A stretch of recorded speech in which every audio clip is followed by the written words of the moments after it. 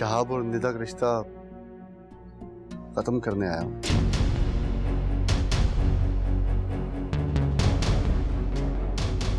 मगर दुरानी क्यों? आखिर हुआ क्या?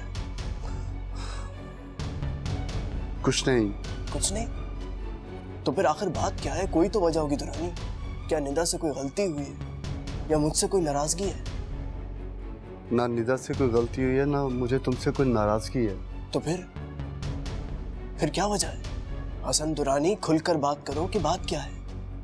अगर कोई बात है तो हम उसका कोई ना कोई हल निकाल सकते हैं। कहा ना शवेज, मैं फिलहाल तुम्हें इसकी कोई खास वजह नहीं बता सकता। बस यूं समझ लो कि मेरा बेटा मुझे बहुत अजीज है। मैं उसे कोई जबरदस्ती नहीं करना चाहता। कैसी जबरदस्ती? शहाब तो निदा को बहुत पसंद करता है। ये हम सबका ख्याल है। हम वो देख रहे हैं जो हमें दिखाई दे रहा है, मगर हमें वो देखना है जो हमें दिखाई नहीं दे रहा।